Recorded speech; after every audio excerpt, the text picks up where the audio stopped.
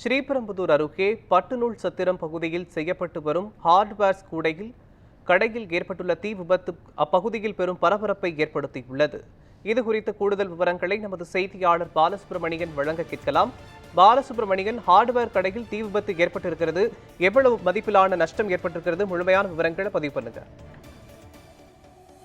நிச்சயமாக மோகன்ராஜ், காஞ்சிபுரம் மாவட்டம் ஸ்ரீபெரும்புதூர் பட்டுநூல் சத்திரம் பகுதியைச் சேர்ந்தவர் ரூபன். இவர் அதே பகுதியில் ஸ்ரீபெரும்புதூர் குன்றத்தூர் செல்லும் சாலையில் ஹார்ட்வேர்ஸ் கடை நடத்தி வருகிறார். கடையில் பொருட்களை கூடுதலாக சேமித்து வைக்க இரும்பு கம்பிகளை கொண்டு வெல்டிங் வைத்து விரிவாக்கம் செய்யும் பணிகளை இன்று மேற்கொண்டு வந்துள்ளார். இந்த பணியின் போது வந்த தீப்பொறி பட்டதில் கடையின் ஒரு பகுதியில் திடீரென தீப்பிடித்து எரிய ஆரம்பித்தது. இதைத் தொடர்ந்து சில மணி நேரத்தில் மலமளவென பற்றிய தீ கடை முழுவதும் பரவி அருகே உள்ள குடியிருப்பு பகுதியிலும் கரும்புகை சூழ்ந்தது. தீ விபத்து குறித்து அப்பகுதி மக்கள் ஸ்ரீபெரும்புதூர் தீயணைப்பு நிலையத்திற்கு தகவல் அளித்ததன் பேரில் நிகழ்வுடன் வந்த தீயணைப்பு வீரர்கள் தண்ணீரை பீச்சடித்து தீயை அணைக்கும் பணியில் ஈடுபட்டு வருகின்றனர்.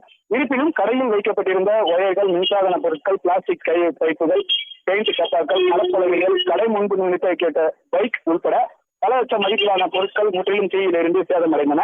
விபத்து காரணமாக கடையில் இருந்து வெளியேறிய புகையால் அப்பகுதி மக்களுக்கு சுவாசிப்பதில் சிரமம் ஏற்பட்டுள்ளது.